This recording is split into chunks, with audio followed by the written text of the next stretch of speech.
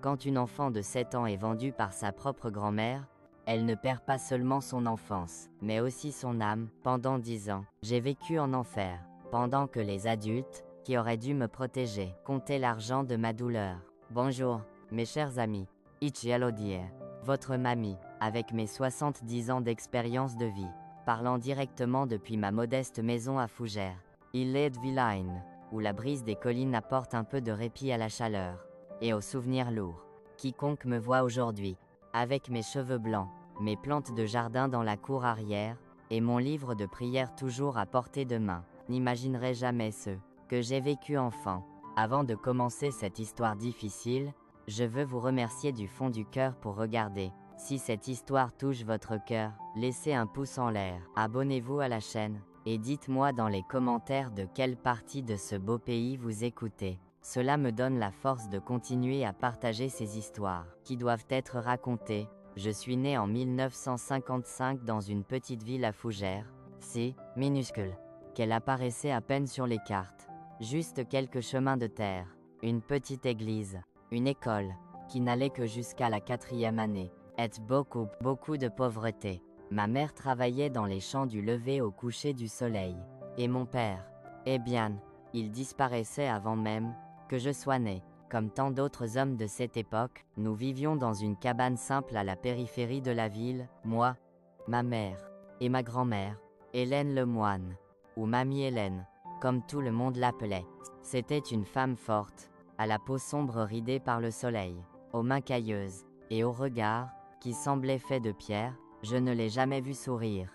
Pas une seule fois en toutes les années que nous vivions ensemble. Notre maison était faite de planches de bois, sol en terre, un toit, qui fuyait quand il pleuvait fort. Nous trois dormions dans une seule pièce, séparés de la cuisine seulement par un vieux rideau. Il n'y avait pas de salle de bain à l'intérieur.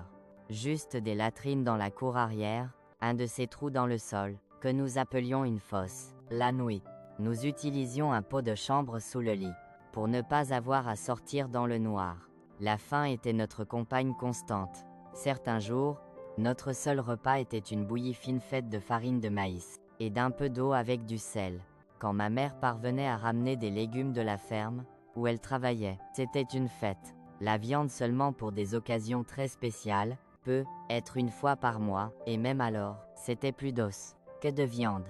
Même avec toute cette pauvreté, j'avais mes joies d'enfance. Je jouais avec des poupées, faites de feuilles de maïs, courais pieds nus dans la cour, grimpais aux arbres pour cueillir des fruits. À l'école, malgré les difficultés, je me distinguais. L'enseignante mademoiselle Lisette Valérie disait toujours que j'étais intelligente, que je pourrais être quelqu'un. Si j'étudiais, c'est peu après mes 7 ans que tout changeait. Je m'en souviens comme si c'était hier. C'était un dimanche matin. Ma mère était partie travailler dans une maison de riche en ville.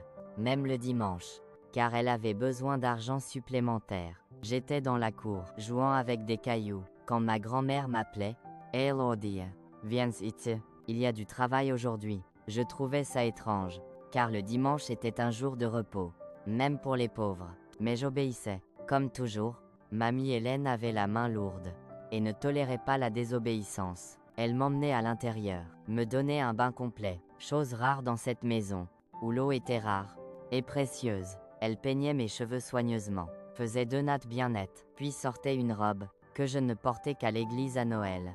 Une petite robe blanche avec des détails en dentelle. « Mamie, pourquoi je m'habille comme ça? C'est un jour spécial, demandai-je, confuse. Ne pose pas de questions.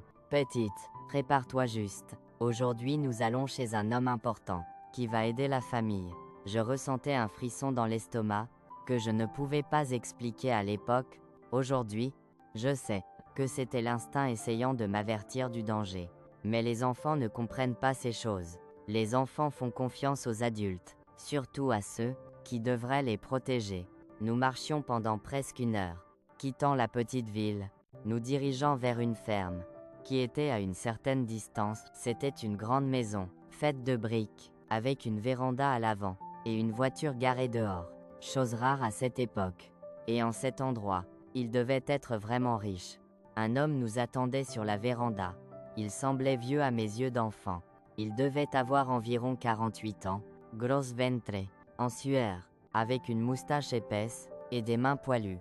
Il me regardait d'une manière qui me donnait envie de me cacher derrière ma grand-mère. C'est elle, demandait-il, m'examinant de la tête aux pieds. Oui, monsieur Armand Laurent. Propre, en bonne santé, comme convenu. Sevenens, elle a eu son anniversaire le mois dernier. Il parlait un peu plus à voix basse. Je voyais, quand il donnait de l'argent à ma grand-mère, qu'elle glissait rapidement dans son soutien-gorge. Je la ramènerai avant la nuit, disait l'homme. C'est alors que je paniquais. Ma grand-mère me laissait là, avec cet homme étrange. Je saisissais sa jupe, la suppliant de ne pas me laisser. Mamie, ne pars pas, je veux aller avec toi. S'il te plaît. Elle se penchait, tenait mes épaules fermement, et parlait d'un ton qui n'admettait pas de discussion. Écoute, Élodie, tu vas rester et aider monsieur Armand avec le travail dont il a besoin. C'est un travail de femme. Compris? Si tu n'es pas sage, nous ne mangerons pas cette semaine. Tu comprends? Je hochai la tête, ravalant mes larmes. Elle ne m'avait jamais parlé comme ça avant, avec ce regard froid, comme si j'étais une marchandise, pas sa petite fille. Et ne dis rien à ta mère quand tu rentreras. C'est notre secret. Si tu parles, je le saurai, et tu seras battu jusqu'à ce que tu ne puisses plus t'asseoir. Tu m'écoutes? Encore. Je ne faisais qu'acquiescer, paralysée par la peur. Elle se tournait, et partait sans se retourner une seule fois. Elle me laissait là, seule, avec cet homme, qui souriait d'une manière, qui me donnait des frissons. Viens, petite. Entrance. J'ai un travail pour toi là, dedans. Oh. Ce qui s'est passé dans cette maison, dans les heures suivantes, est quelque chose que j'ai passé des décennies à essayer d'oublier. Même aujourd'hui, à 70 ans, les souvenirs sont si vifs que parfois je me réveille en criant au milieu de la nuit. Il m'emmenait dans une pièce sombre, avec des rideaux fermés, et une forte odeur de sueur et de tabac. Il disait qu'il allait m'apprendre un travail de femme, qui aiderait ma famille, que je serais une bonne fille, si je faisais tout correctement. Ce qu'il m'a fait dans cette pièce n'est pas quelque chose que je peux décrire en détail, même après tant d'années. La douleur, la terreur, la confusion. Une enfant de 7 ans n'a aucun moyen de traiter ce type de violence. Je me souviens d'avoir pleuré, l'implorant d'arrêter, appelant ma mère, ma grand-mère. Quand c'était fini, je saignais, tremblant de choc. Il m'emmenait à la salle de bain, me nettoyait avec une serviette rugueuse, me rhabillait avec la petite robe blanche, qui portait maintenant des taches, qui ne partait jamais.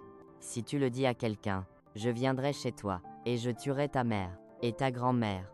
Comprise, petite?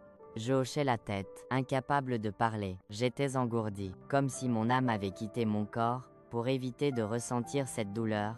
Quand ma grand-mère revenait me chercher, il était presque nuit. Je tremblais encore, pouvais à peine marcher correctement. Elle me regardait, voyait la robe tachée, et ne montrait aucune émotion.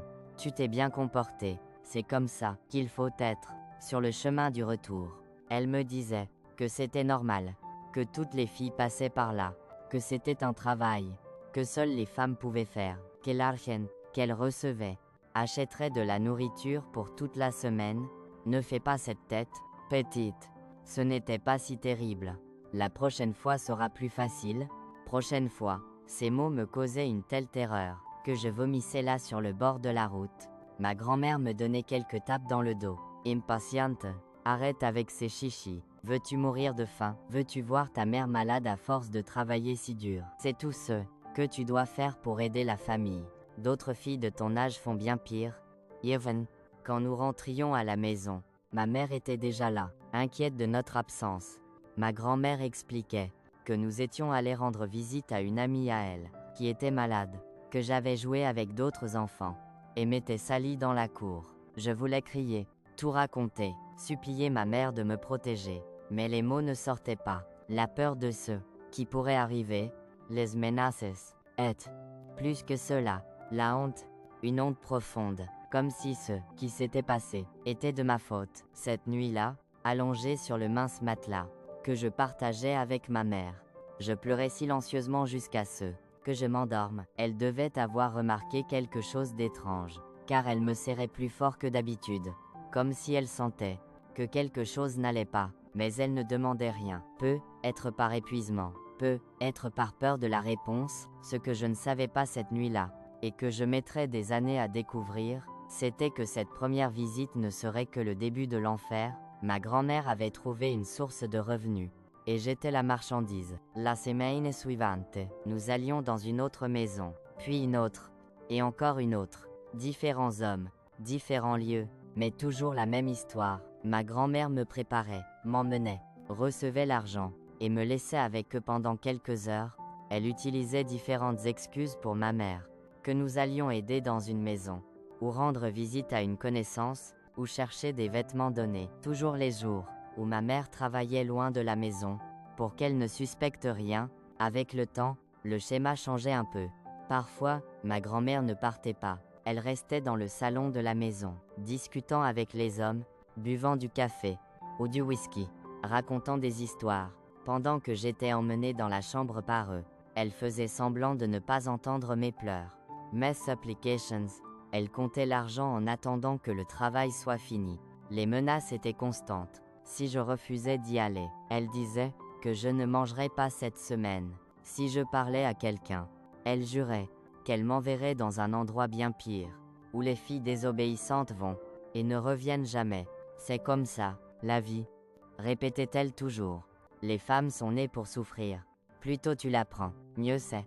Ah, une fois, j'ai essayé de résister. Je me suis caché sous le lit. Quand elle m'appelait pour le travail, elle m'a tiré par les cheveux, m'a battu avec sa ceinture de tablier, et m'a enfermé dans le cabanon à l'arrière, où nous gardions le bois de chauffage et les outils. Je suis resté là pendant 2 jours sans nourriture, juste un peu d'eau, qu'elle versait dans une assiette de temps en temps, comme si j'étais un chien. Quand elle m'a enfin sorti, j'étais si faible, et si effrayé, que je ne résistais plus. Quand elle me préparait pour une autre visite, l'argent qu'elle recevait ne semblait jamais suffisant. Notre maison restait pauvre, la nourriture restait rare. Plus tard, j'ai découvert qu'une bonne partie allait au whisky, qu'elle buvait en secret, et au jeu d'argent, avec d'autres femmes du quartier. J'ai essayé de parler à ma mère une fois, quand j'avais presque 8 ans, Yattendai un moment, où nous étions seuls. Ma grand-mère était sortie acheter quelque chose au magasin. Maman, commençai-je, ma voix tremblant. Mamie Hélène m'emmène dans des maisons d'hommes. Je ne pouvais pas finir. La gifle venait fort, laissant la marque de 5 doigts sur mon visage. Quel mensonge inventes-tu sur ta grand-mère? Elle prend soin de toi, pendant que je me tue au travail. Quelle honte. Elodie, quelle ingratitude. Je n'ai plus jamais essayé de parler. J'ai compris que j'étais seul dans ce cauchemar. Les années passaient, et l'horreur continuait. De 7 à 9 ans, de 9 à 10. Chaque année apportait de nouveaux hommes, de nouvelles maisons, de nouveaux abus. Ma grand-mère me transportait de différentes manières pour éviter les soupçons. Parfois à pied par des sentiers cachés, parfois en autostop dans des charrettes, parfois en voiture, quand le client était assez riche pour venir nous chercher. Je me souviens d'une fois, j'avais environ 9 ans. Quand j'étais emmené dans le coffre d'une voiture, il faisait noir. Ciao, je pouvais à peine respirer. Quand nous arrivions, et que le coffre s'ouvrait, je voyais que nous étions dans une grande maison dans une ville voisine. Il y avait d'autres hommes qui attendaient. Cette nuit-là, ils étaient 3, l'un après l'autre. Ma grand-mère restait sur la véranda, buvant du whisky avec 2 autres, attendant son tour pour recevoir le paiement. Je rentrais à la maison à l'aube, blessée, saignante, avec une forte fièvre. Ma mère était désespérée, avait appelé des voisins pour nous chercher. Ma grand-mère inventait que nous étions allés rendre visite à un parent malade dans une autre ville, que le bus était tombé en panne au retour. Et pourquoi est-elle comme ça? On dirait qu'elle a été battue, criait ma mère, m'examinant à la lumière de la lampe à pétrole. Elle est tombée d'un talus près de l'arrêt de bus. Tu sais, comme elle est maladroite, répondait ma grand-mère, avec ce visage de pierre, qui ne montrait jamais d'émotion. J'étais malade pendant des jours, avec de la fièvre, des douleurs corporelles, une infection, qui me faisait pleurer chaque fois que j'allais aux toilettes. Ma mère faisait des tisanes, appliquait des compresses, priait beaucoup. Ma grand-mère regardait juste, irritée par le retard que ma maladie causait dans les travaux. Dès que je me sentais un peu mieux, elle me préparait déjà pour la prochaine visite, comme si rien ne s'était passé, comme si presque mourir était juste un inconvénient temporaire. Dépêche-toi, petite. Nous avons perdu presque 2 semaines avec ces pleurnicheries. L'argent ne tombe pas du ciel. Jens Haja. À ce stade, j'avais presque 10 ans. Je n'étais plus une petite enfant innocente. Je commençais à comprendre ce qui m'arrivait, même sans avoir de mots pour le décrire. Yes, que c'est que ma grand-mère appelait le travail des femmes, était mal, que les autres filles de mon âge ne passaient pas par là. Je voyais comment les autres filles à l'école jouaient sans souci, comment elles avaient une étincelle dans les yeux, comment elles croyaient encore aux bonnes choses, alors que moi, j'étais déjà morte à l'intérieur. Seul, mon corps continuait de fonctionner, comme une poupée cassée, qu'on force à bouger. À l'école, mes enseignants remarquaient que quelque chose n'allait pas. Moi, qui avais été une élève brillante, je ne pouvais plus me concentrer. J'avais des cauchemars en classe. Sur Sautais, quand quelqu'un me touchait, même si c'était juste une tape sur l'épaule. Mon cahier avait des dessins sombres, effrayants, qui faisaient regarder l'enseignante avec inquiétude. Elodie, se passe-t-il quelque chose à la maison? Demandait mademoiselle Lisette une fois, m'appelant après la classe. J'ouvrais la bouche pour parler, pour enfin demander de l'aide à quelqu'un. Mais à cet instant précis, je voyais ma grand-mère debout à la porte de la classe, me regardant avec ses yeux de pierre. Elle était venue me chercher à l'école, chose qu'elle ne faisait normalement jamais. Rien, maîtresse, murmurai-je, baissant les yeux. Je suis juste fatiguée.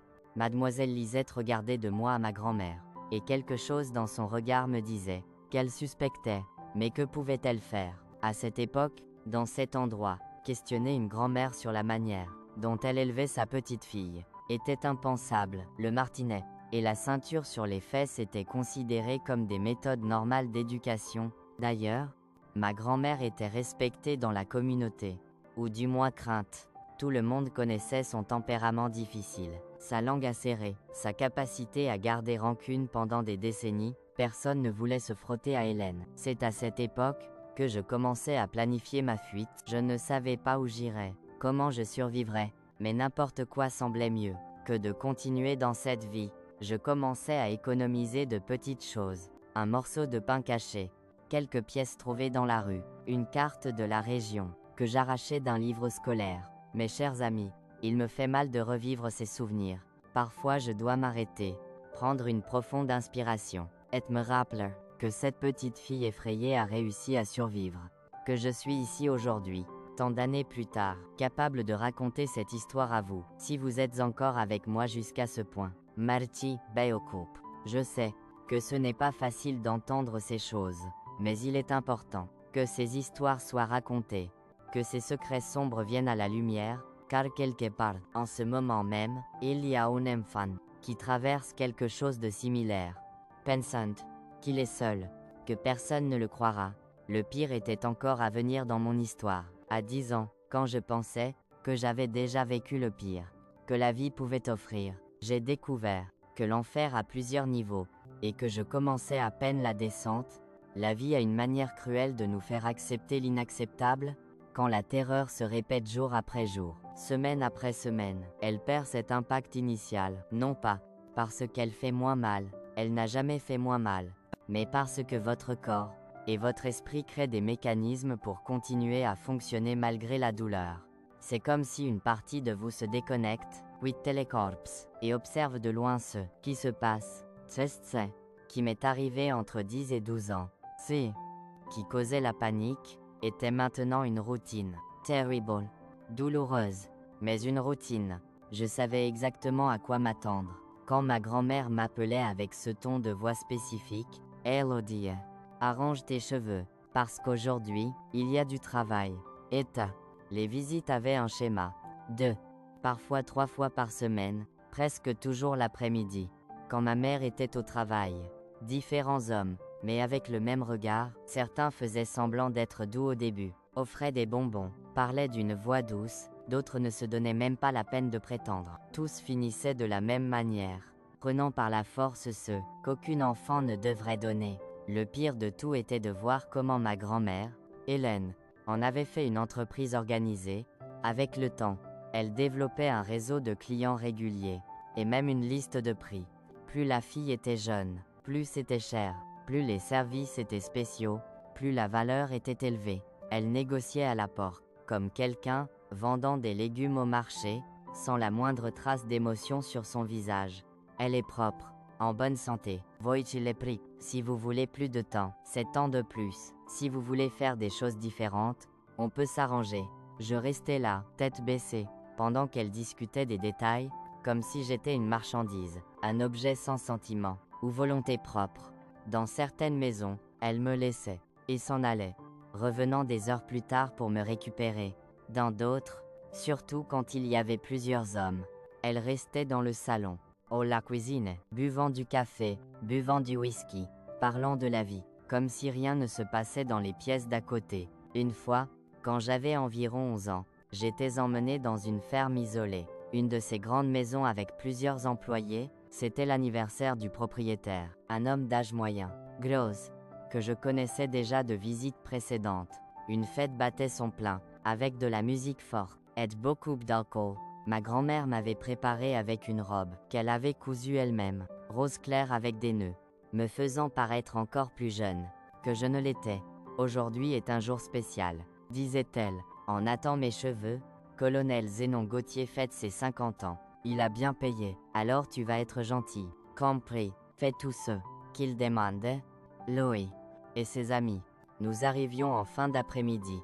La fête était déjà animée, avec des hommes ivres dansant dans la cour au son d'un joueur de banjo. Ma grand-mère m'emmenait directement à l'arrière de la maison, où le soi-disant colonel attendait avec 3 autres hommes. Ils étaient tous déjà ivres, avec des yeux rouges, et des démarches titubantes. Le cadeau d'anniversaire est arrivé. Zénon, criait l'un d'eux, me regardant de haut en bas. Le colonel souriait, passait sa main sur ma tête, comme quelqu'un caressant un chien, et remettait une liasse d'argent à ma grand-mère. C'était plus que d'habitude. Je pouvais le voir à la manière dont ses yeux brillaient en comptant les billets. Faites comme chez vous, disait-elle, glissant l'argent dans son soutien-gorge. Juste, ne faites pas trop mal à la fille. J'ai un autre rendez-vous avec elle demain. Ninyanzai. Elle partait, fermant la porte derrière elle, me laissant seule avec 4 hommes adultes. Ce qui s'est passé dans cette pièce, pendant les heures suivantes, est quelque chose que j'essaie d'effacer de ma mémoire à ce jour. C'étaient tous, l'un après l'autre. Quand l'un finissait, il sortait boire davantage, et revenait pour profiter à nouveau. J'ai perdu le compte de combien de fois chacun a utilisé mon corps cette nuit-là. À un moment, je me suis évanouie de douleur et d'épuisement. Quand je me réveillais, j'étais jetée sur un matelas sale à l'arrière de la maison, saignante, et avec des bleus sur tout le corps. Je ne pouvais même pas me lever correctement. Ma grand-mère apparaissait à la porte, irritée par le retard. Dépêche-toi, petite. Il est presque l'aube. Ta mère va rentrer de l'équipe de nuit, et ne peut pas te trouver hors de la maison. Elle ne m'aidait même pas à me lever. Elle restait à la porte, presente, pendant que j'essayais de rassembler mes forces pour me tenir debout. Quand elle voyait que je pouvais à peine marcher, elle laissait échapper un soupir d'impatience, et me tirait par le bras. Toujours ces chichis, arrête de faire des histoires. Je t'ai déjà dit que c'est normal. Chaque femme passe par là. Yen. Sur le chemin du retour, marchant difficilement sur le chemin de terre, je lui demandais pour la première fois quelque chose qui me tourmentait depuis des années. Mamie, pourquoi me fais-tu ça? Ne m'aimes-tu pas? Elle s'arrêtait, me regardait avec ses yeux froids, et répondait quelque chose que je n'ai jamais oublié. Aimer ne remplit pas le ventre. Petite, Kunja vais ton âge. Ma mère faisait la même chose avec moi. C'est comme ça. Les femmes pauvres n'ont que leur corps à vendre dans ce monde. Plus tôt tu l'apprends, moins tu souffriras plus tard. C'était la seule fois qu'elle mentionnait quelque chose sur son propre passé. Elle n'a plus jamais abordé le sujet. Mais cette phrase martelait dans ma tête pendant des années. Était-ce vraiment comme ça? Un cycle sans fin de grand-mères vendant leurs petites filles, qui grandissaient pour devenir des grand-mères, qui vendaient leurs petites filles. Quand nous rentrions à la maison, ma mère était déjà là, inquiète de notre absence. Ma grand-mère racontait la même histoire de toujours, que nous étions allés aider chez une connaissance, que le travail avait pris plus de temps que prévu. Et pourquoi boite-t-elle? Et ce bleu sur son bras? Demandait ma mère, m'examinant à la lumière de la lampe à pétrole. Elle est tombée dans les escaliers en nettoyant les fenêtres. Répondait ma grand-mère sans hésiter. Cette fille est très maladroite. Ma mère le croyait, ou faisait semblant de le croire. Parfois je me demande si elle ne suspectait vraiment rien. Ah aussi, au fond, elle savait, mais choisissait de ne pas voir. Peu, Était-ce plus facile ainsi? Être le poids de connaître la vérité était trop lourd pour elle, qui portait déjà tant de fardeaux. Après cette nuit à la ferme, j'étais malade pendant presque 2 semaines. Forte fièvre, douleurs intenses, une décharge étrange, qui me causait des brûlures. Ma mère voulait m'emmener chez le médecin dans la ville voisine, mais ma grand-mère ne la laissait pas. C'est juste une petite grippe, donne-lui une tisane d'ail avec du citron. Et ça passait là. Elle savait qu'un médecin reconnaîtrait les signes d'abus, poserait des questions difficiles à répondre. Alors je restais à la maison, recevant les soins limités que ma mère pouvait offrir entre un quart de travail et un autre. Dès que la fièvre diminuait, même si j'avais encore mal, ma grand-mère me préparait déjà pour de nouvelles visites. L'argent de la ferme s'était épuisé, dépensé en whisky et aux jeux de cartes qu'elle fréquentait en secret, et nous en avions besoin de plus. Prépare-toi, parce qu'aujourd'hui, nous allons chez Monsieur Yves. Ah! Pour la première fois, je me rebellais ouvertement. Je jetais la robe qu'elle m'offrait par terre. Et criais, je n'irai pas. Je n'en peux plus. Je suis fatigué d'être blessé. La gifle venait fort, me faisant tomber sur le lit. Elle ne m'avait jamais frappé devant ma mère. Mais ce jour-là, nous étions seuls à la maison. Écoute, petite ingrate, penses-tu que la nourriture apparaît sur la table par miracle? Penses-tu que ce toit au-dessus de ta tête est gratuit? Si ce n'était pas moi, qui négocie ces travaux pour toi, nous serions déjà mortes de faim. Je me recroquevillais sur le lit, protégeant mon visage avec mes bras, m'attendant à pluie de coups. Mais au lieu de cela, elle changeait de tactique. Sa voix devenait plus basse. Plus menaçante. Si tu n'y vas pas aujourd'hui, tu ne mangeras plus rien dans cette maison. Je verrouillerai le placard à nourriture et garderai la clé. Nous verrons combien de temps tu tiendras avec juste de l'eau. Ce n'était pas une menace vide. Elle l'avait déjà fait pour des périodes plus courtes, quand je montrais de la résistance, un jour sans nourriture, parfois deux. Cette fois, à son ton de voix, ce serait différent. Et si tu continues à désobéir, je t'enverrai ailleurs. Je connais des gens qui emmènent des filles travailler dans d'autres villes, là. Oui, tu verras ce que c'est vraiment de souffrir. La faim était une peur réelle pour moi. Nous avions déjà traversé des périodes difficiles avec seulement un repas maigre par jour. L'idée d'être envoyé loin, dans un endroit inconnu, avec des gens encore pires que ma grand-mère, m'a terrifiée. Alors j'y allais, et je continuais à y aller dans les semaines suivantes. La résistance avait un prix trop élevé. À cette époque, je commençais à avoir de sérieux problèmes à l'école. Je ne pouvais pas me concentrer, je m'endormais pendant les cours après des nuits, sans pouvoir fermer les yeux. J'avais des cauchemars en classe, qui me faisaient crier soudainement, effrayant les camarades et les enseignants. Ma maîtresse, Mademoiselle Lisette, essayait de me parler, de comprendre ce qui se passait. Une fois elle m'appelait après la classe. Elodie, tu étais ma meilleure élève, et maintenant tu peux à peine écrire ton propre nom. Que se passe-t-il, ma petite? Y a-t-il quelque chose à la maison que tu veux me dire? Je la regardais, ses yeux gentils pleins d'une inquiétude sincère, et j'ai presque tout raconté. Les mots étaient au bout de ma langue. Mais alors je me souvenais des menaces de ma grand-mère, de ces qui arriverait si je parlais. Et puis encore, je me souvenais des fois où j'avais essayé de parler à ma propre mère, et n'avais pas été crue. Pourquoi une enseignante me croirait-elle? C'est juste de la fatigue. Maîtresse, j'aide beaucoup à la maison. Elle ne semblait pas convaincue, mais elle n'insistait pas non plus. À cette époque, les problèmes familiaux étaient considérés comme une affaire privée, dans laquelle aucun étranger ne devait s'immiscer. J'arrêtais d'aller à l'école peu après. Ma grand-mère décidait que j'avais assez d'éducation, et que mon temps serait mieux employé à travailler. En réalité, elle craignait que je finisse par dire quelque chose aux enseignants, ou qu'ils remarquent les signes de plus en plus évidents d'abus. Ma mère protestait faiblement. Elle valorisait l'éducation, rêvait de me voir diplômée un jour. Mais le dernier mot était toujours celui de ma grand-mère, qui contrôlait l'argent et les décisions de la maison avec une main de fer. Une fille de 12 ans doit apprendre à s'occuper de la maison, pas perdre son temps avec des livres. Je n'ai jamais appris à lire, et je suis là, vivante. It fold. Ah, ainsi, mon monde devenait encore plus petit, sans école, sans amis, sans aucun contact avec le monde extérieur au-delà des terribles visites que ma grand-mère arrangeait. je commençais à vivre dans un univers composé seulement de notre cabane, et des maisons des hommes, qui m'achetaient. C'est pendant cette période, que je développais une méthode pour survivre mentalement aux abus.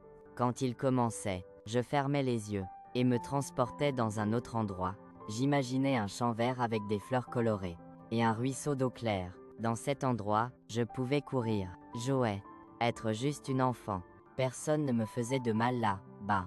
Personne ne me touchait de manière qui me causait douleur.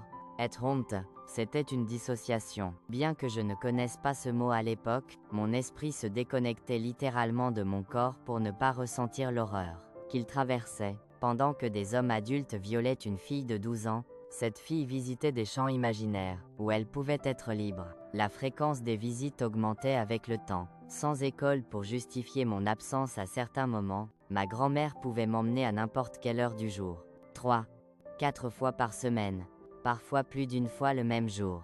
Avec différents hommes, mon corps commençait à montrer les signes de cet abus constant. Infections récurrentes, saignements, douleurs chroniques, qui ne disparaissaient jamais complètement. J'ai développé une toux persistante, que j'ai découvert plus tard être la tuberculose, probablement contractée d'un des clients, qui était déjà visiblement malade. Quand ma grand-mère m'a vendu à lui, la tuberculose était, ironiquement, une période de répit bref.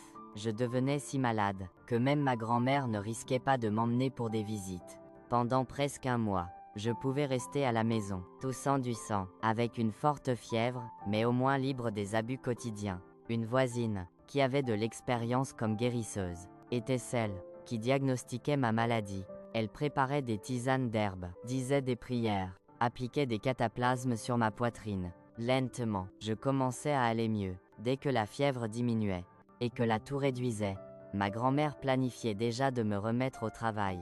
Mais la voisine guérisseuse, mademoiselle Ninette Ferré, intervenait. La fille est encore faible.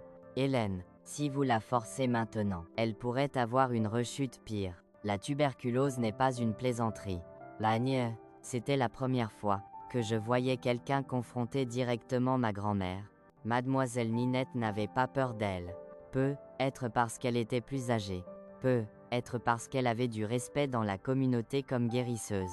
Le fait est que ma grand-mère hésitait, reculait temporairement. D'accord, elle peut se reposer une semaine de plus. Mais ensuite, elle reprend le travail normal. Cette semaine supplémentaire était précieuse. Je retrouvais un peu de force, pas seulement physique, mais mentale.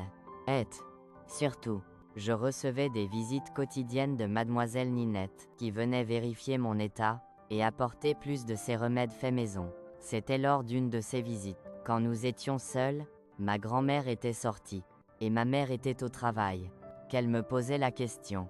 Qui changerait tout? Petite, que fait ta grand-mère avec toi? Ce corps est trop marqué pour être juste des chutes, et des accidents. Son regard était différent de tout autre, que j'avais vu. Il n'y avait ni jugement, ni suspicion, juste une compassion profonde, qui brisait toutes mes défenses. Pour la première fois depuis des années, je disais la vérité. Je racontais tout, depuis la première visite à 7 ans jusqu'aux abus multiples et fréquents que je subissais maintenant à 12 ans. Je pleurais tellement que je pouvais à peine parler par moments. Mademoiselle Ninette tenait juste mes mains, écoutant en silence, essuyant parfois ses propres larmes. Quand je finissais, je m'attendais à voir de l'incrédulité dans ses yeux, comme j'avais vu dans ceux de ma mère. Moi, ça que je voyais était de la colère, pas dirigée contre moi, mais contre la situation, contre ma grand-mère, contre les hommes qui avaient abusé d'une enfant. Ma petite, disait-elle enfin, ce qu'ils t'ont fait est un crime du pire genre. Ta grand-mère n'a aucun droit de vendre ton corps ainsi. Personne n'a ce droit. Ces mots étaient comme de l'eau dans le désert. Quelqu'un validait enfin ce que je ressentais intuitivement, que c'était profondément mal, que je ne méritais pas de traverser ça, que ce n'était ni normal, ni acceptable. Nous devons te sortir d'ici, continuait mademoiselle Ninette, tenant mes mains fermement. Je connais des gens dans la grande ville qui peuvent t'aider. Il y a des refuges pour des filles comme toi. Pour la première fois depuis des années, je ressentais quelque chose de différent de la peur et de la résignation. Je ressentais de l'espoir, une petite flamme, fragile, mais réelle. Ma mère, commençais-je, pensant à ceux qui arriveraient à elle si je m'enfuyais. Ta mère est une adulte, elle peut prendre soin d'elle-même. ou venir avec toi si elle veut. Mais toi, tu es une enfant. Elodie, tu dois être protégée. Ouah, cette nuit-là, je ne pouvais pas dormir. L'idée de m'échapper, de trouver la sécurité, de ne plus jamais avoir à endurer les mains de ces hommes sur mon corps, était trop puissante pour permettre le sommeil. Mais le destin a une manière cruelle d'interférer aux moments les plus importants. Le lendemain matin, Mademoiselle Ninette était trouvée effondrée dans sa cour. Une attaque cérébrale, disaient les voisins. Elle était transportée d'urgence à l'hôpital de la ville voisine, mais ne survivait pas. Ma seule alliée, ma chance de salut, quittait ce monde avant de pouvoir m'aider. La nouvelle me frappait comme un coup de poing à l'estomac. La petite flamme d'espoir, qui était née, était brutalement éteinte. J'étais à nouveau seul, piégé dans la même situation désespérée, sans issue en vue. 2 semaines plus tard, ma grand-mère m'emmenait à une visite, qui changerait tout. C'était un homme, que je n'avais jamais vu auparavant, dans une ferme isolée. Quelque chose en lui était différent des autres. Un regard plus froid, plus calculateur. Quand j'entrais dans la pièce, où il attendait, je ressentais une frisson, qui n'était pas seulement de la peur, mais une pure terreur. Ce qui s'est passé dans cette pièce, dans les heures suivantes, était si brutal, si inhumain, que même maintenant, 60 ans plus tard, je ne peux pas le décrire en détail. Il ne voulait pas seulement abuser de moi, il voulait me faire mal, me humilier, me détruire complètement. À un certain point, quand je pensais que j'avais déjà enduré le pire, il mettait ses mains sur mon cou et commençait à serrer. Fort, plus fort, encore plus fort. Je regardais dans ses yeux et voyais quelque chose que je n'avais jamais vu auparavant, le désir de tuer. Personne ne te regrettera, petite, murmurait-il, enserrante. Ta grand-mère a déjà l'argent. Ce qui t'arrive après n'a pas d'importance. Allez, c'est à ce moment, au bord de la mort, que quelque chose en moi se brisait. Un instinct de survie, que je ne savais même pas encore exister, s'éveillait avec toute sa force. Mon corps, faible, blanché, trouvait une dernière réserve d'énergie. Avec un mouvement soudain, je parvenais à me libérer, à le repousser. Loi, surpris par ma résistance inattendue, tombait en arrière, frappant sa tête sur le coin de la table de chevet. Je ne m'arrêtais pas pour voir s'il était blessé. Je ne m'arrêtais pas pour prendre mes vêtements. Je courais, New, Segnen, hors de cette pièce, hors de cette maison, hors de cette vie qui n'était pas une vie. Le chemin de terre s'étendait devant moi, Sauce und Ziel, qui commençait à s'assombrir. Je ne savais pas où j'allais. Ya savais justa, que je ne pouvais pas revenir. Ya mois, je courais sur le chemin de terre, comme un animal sauvage fuyant les chasseurs. Mon corps no, coupé, saignant, mais mu par une désespérance qui était plus forte que n'importe quelle douleur physique. Je ne regardais pas en arrière une seule fois. J'étais sûr que cet homme viendrait après moi, que ma grand-mère apparaîtrait à tout moment, que je serais ramené dans cet enfer. La nuit tombait vite à fougères. Bientôt l'obscurité serait complète, sans lumière de ville pour éclairer le chemin. Mais le noir ne me faisait pas peur. J'avais vécu dans l'obscurité pendant des années. Ce qui me terrifiait, c'était l'idée d'être retrouvé, après avoir couru pendant ce qui semblait une éternité. J'apercevais une petite chapelle au bord de la route, une de ces constructions simples, qui parsèment la campagne française, où les fidèles s'arrêtaient pour dire des prières pendant les voyages. Elle était vide. Grâce à Dieu, je m'y abritais, me recroquevillant dans un coin, tremblant de froid, de douleur et de peur. C'était dans cette chapelle que je passais ma première nuit de liberté, une liberté effrayante, incertaine, mais toujours une liberté. Je pleurais jusqu'à ce que je n'ai plus de larmes, priais avec des mots décousus, et, finalement, trop épuisée pour rester consciente. M'endormais. Je me réveillais avec les premiers rayons du soleil, et le bruit d'une voiture s'approchant. Je paniquais. Était-ce lui, ou ma grand-mère? Je me cachais derrière le petit autel, couvrant mon corps nu avec un tissu, qui servait de nappe pour les offrandes. J'entendais des pas s'approcher. La porte de la chapelle s'ouvrir. Je retenais mon souffle. Mon Dieu, y a-t-il quelqu'un? C'était une voix féminine, âgée, même ainsi. Yana bougeait espace. Ne répondez pas. J'avais appris de la pire manière possible à ne pas faire confiance aux adultes. Petite, je sais que tu es là. J'ai vu la traînée de sang à l'entrée. Je ne te ferai pas de mal, je le promets. Lentement, Je jetai un coup d'œil de derrière l'autel. C'était une femme noire, avec des cheveux blancs attachés en chignon. Habillée simplement, mais proprement. Elle portait un sac d'épicerie, et un chapelet enroulé autour de sa main. « Mon Dieu au ciel !» murmurait-elle, quand elle me voyait, complètement nue, couverte de bleu, et de coupures, avec du sang séché entre mes jambes. « Qui t'a fait ça, petite ?» Oh Dieu, je ne pouvais pas répondre. Je pleurais seulement. Un pleur différent de celui de la nuit précédente. Ce n'était plus le cri désespéré de quelqu'un qui fuit, mais le cri soulagé de quelqu'un qui, après avoir été perdu si longtemps, trouve un visage humain, qui ne montre ni désir, ni cruauté, juste de la compassion. La dame, Mademoiselle Faustine Roche, comme je l'ai découvert plus tard, prenait le châle, qui couvrait ses épaules, et m'enveloppait dedans. Sans poser plus de questions, elle m'emmenait à sa voiture, une vieille camionnette, qui appartenait à son fils. Elle me mettait sur le siège arrière, prenant soin de ne pas toucher mes blessures, et conduisait en silence jusqu'à sa maison. Mademoiselle Faustine vivait seule dans une petite ferme à quelques kilomètres. Sunfields, qui était routier, avait acheté ce terrain pour qu'elle passe sa vieillesse, et n'apparaissait qu'une fois par mois pendant ses pauses sur la route. C'était un endroit simple, mais propre, et organisé, avec une cour pleine de plantes médicinales, et d'arbres fruitiers. Elle m'emmenait à l'intérieur, remplissait un bassin d'eau chaude, et, avec une douceur que je n'avais jamais connue, nettoyait mes blessures. Elle ne posait pas de questions sur ce qui s'était passé, ou comment j'étais arrivé dans cette situation. Elle prenait juste soin de moi, comme si j'étais un oiseau tombé du nid, fragile, et ayant besoin de protection. Après m'avoir nettoyé, elle me donnait une vieille robe, qui, bien que trop grande, était le premier vêtement propre, non taché, que je portais depuis longtemps.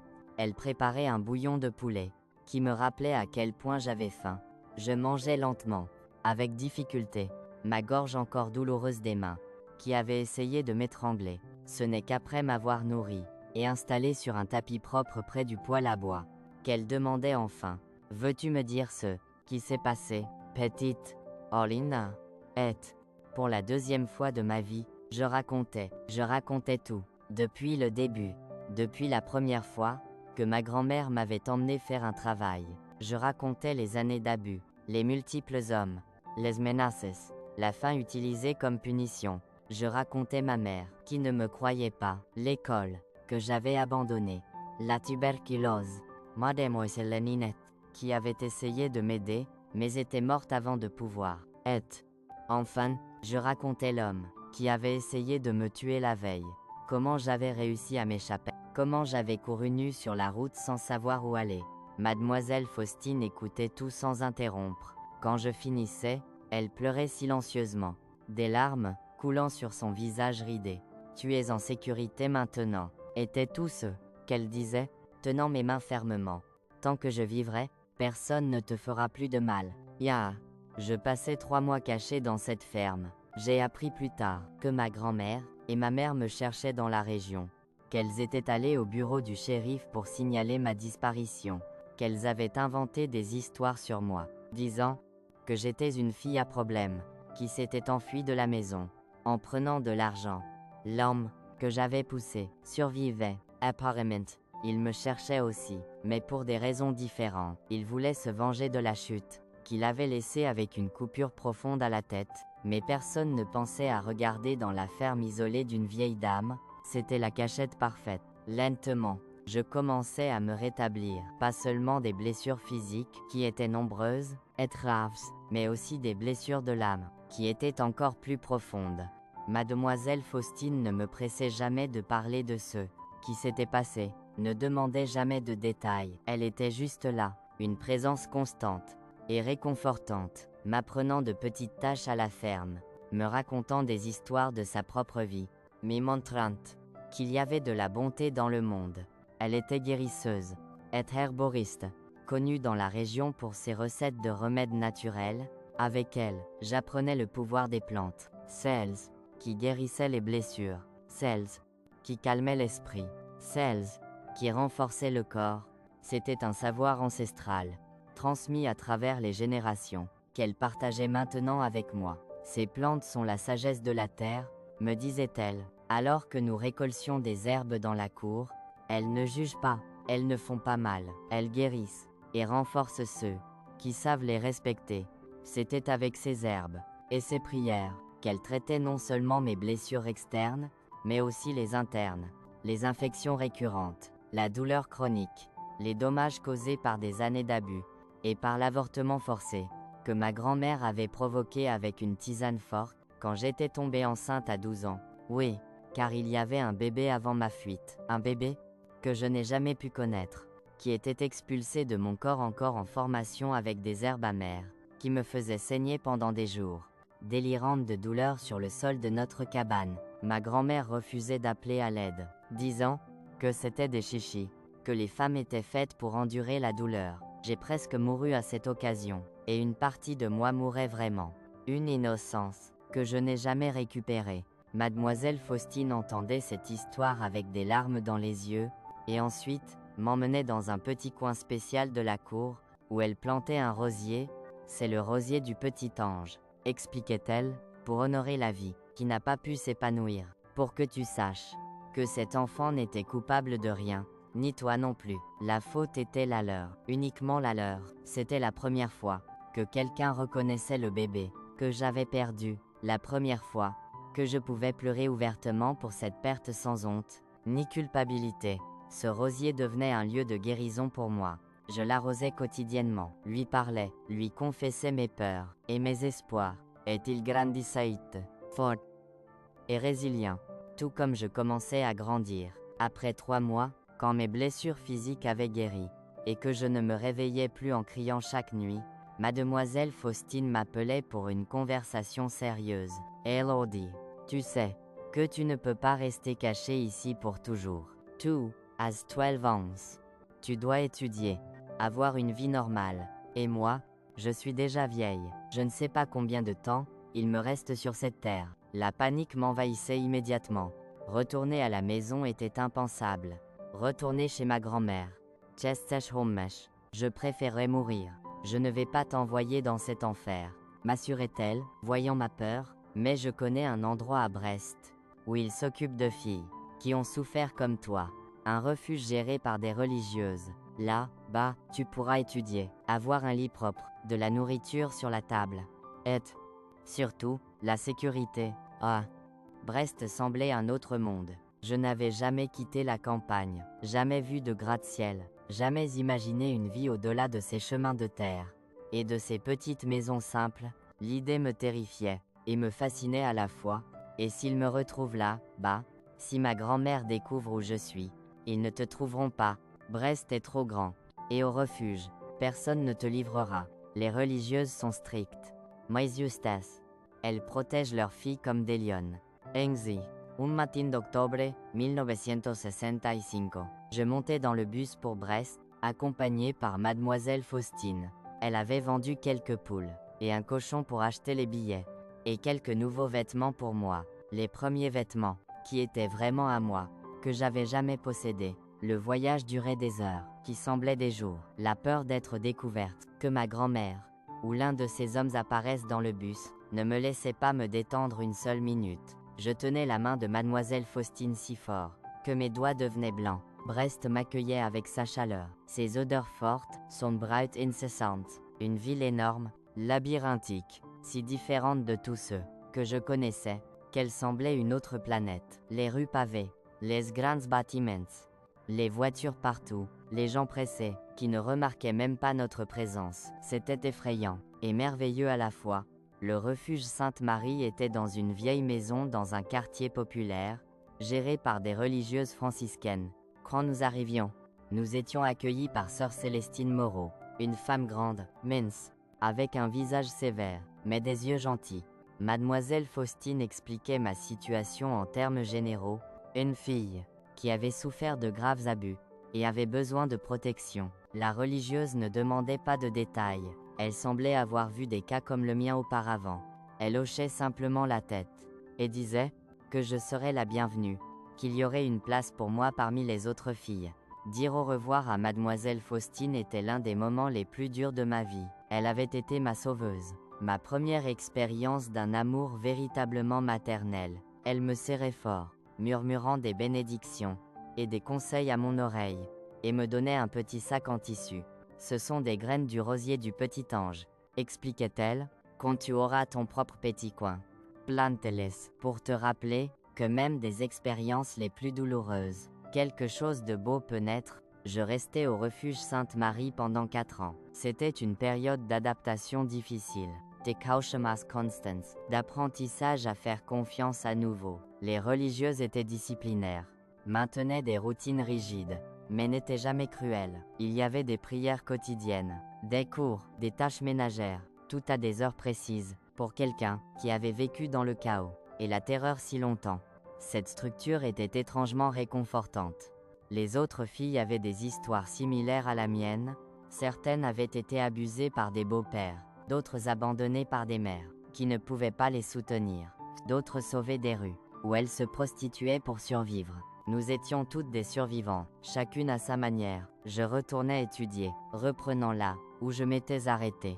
Quand ma grand-mère m'avait sorti de l'école, au début, il était difficile de me concentrer, de suivre les leçons. Mon esprit était encore fragmenté par le traumatisme, plein de trous noirs et de souvenirs, qui explosaient aux moments les plus inattendus. Mais les religieuses étaient patientes, surtout sœur Madeleine Fournier, l'enseignante de français, qui restait avec moi après les cours, m'aidant à récupérer le temps perdu. Tu as un don avec les mots, Elodie, me disait-elle, en lisant mes rédactions. À travers eux, tu peux transformer ta douleur en quelque chose de plus grand que toi.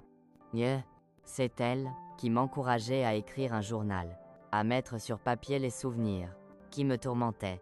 Au début, c'était trop douloureux, les mots sortaient décousus, tachés de larmes, mais avec le temps, je découvrais que chaque souvenir que je mettais sur papier perdait un peu de son pouvoir sur moi. C'était comme drainer le poison d'une blessure pour qu'elle puisse enfin guérir. Les années au refuge n'étaient pas faciles, mais elles étaient sûres. Pour la première fois depuis mes 7 ans, je pouvais dormir sans peur d'être réveillée pour faire un travail. Pour la première fois, j'avais des repas réguliers, des vêtements propres, un endroit appelé le mien, même si c'était juste un lit, dans un dortoir partagé, avec 15 autres filles. À 16 ans, je devais quitter le refuge. C'était la règle. Quand nous atteignions cet âge, nous devions laisser la place à des filles plus jeunes, plus vulnérables. Certaines retournaient dans leur famille, quand cela était possible, et sûr. D'autres allaient travailler comme domestiques dans des maisons, que les religieuses considéraient comme fiables. Certaines disparaissaient simplement dans les rues de Brest, incapables de s'adapter à un monde qu'elles ne connaissaient qu'à travers la violence. Pour moi, les religieuses trouvaient un emploi dans une petite pension familiale près du centre-ville. Je serais responsable du nettoyage des chambres et de l'aide en cuisine.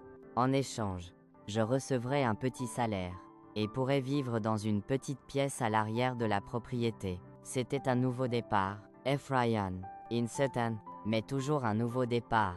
J'avais 16 ans, en bonne santé, bien que la tuberculose ait laissé des cicatrices sur mes poumons, que je porte encore aujourd'hui.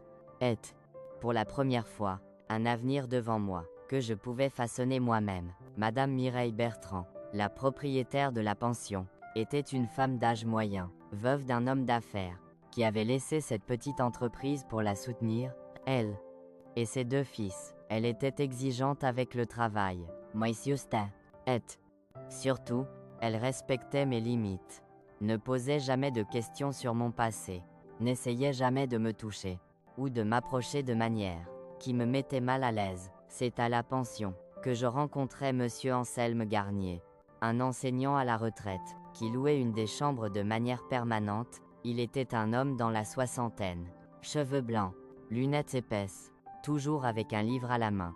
Il remarquait comment je regardais curieusement sa petite bibliothèque personnelle, pendant que je rangeais la chambre.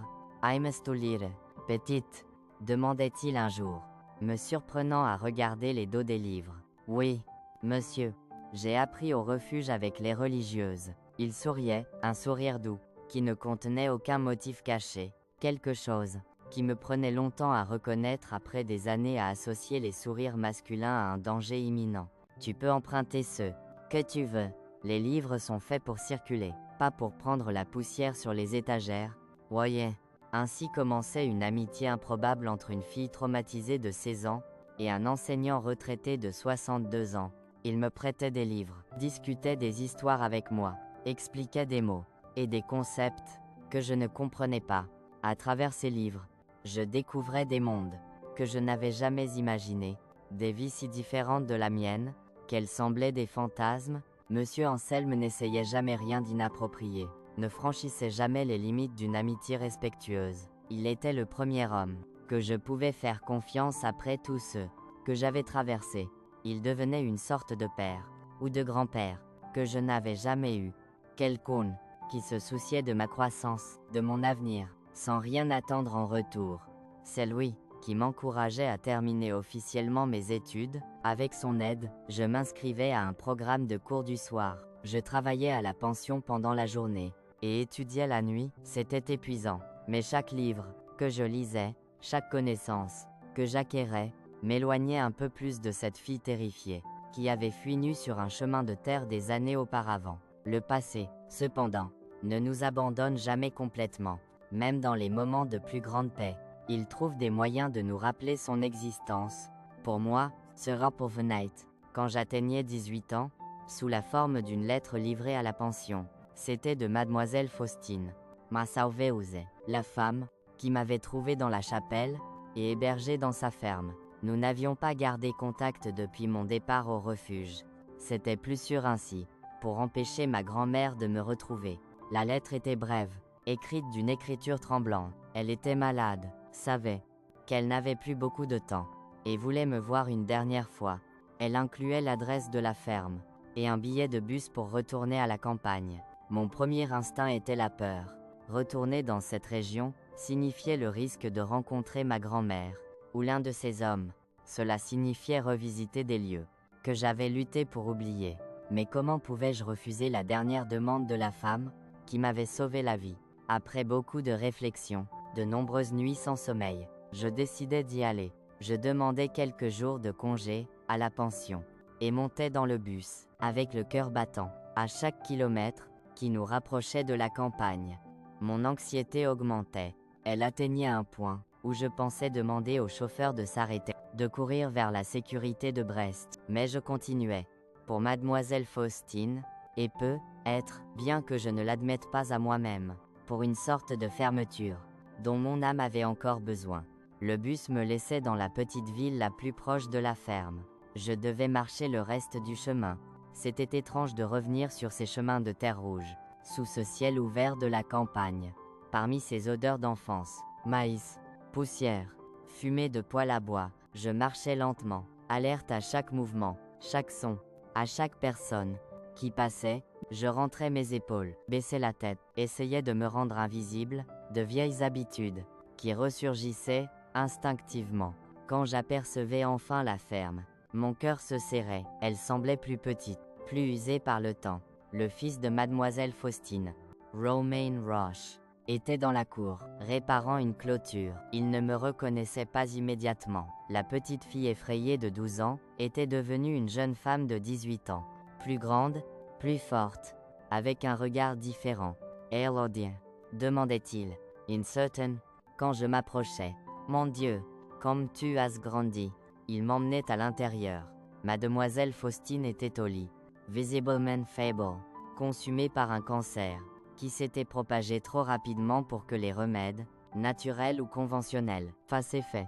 Mais ses yeux avaient encore cette même gentillesse qui m'avait sauvé des années auparavant. « Ma petite », murmurait-elle, quand elle me voyait, tendant sa main tremblante. « Tu es revenu ?»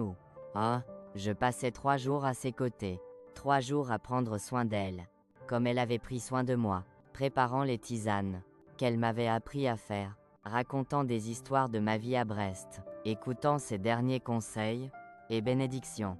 Le matin du 4e jour, elle partait, silencieusement, sans souffrir, comme quelqu'un qui décide simplement qu'il est temps de continuer le voyage. Je tenais sa main jusqu'à la fin, sentant la vie quitter ce corps qui avait abrité tant de sagesse et de bonté.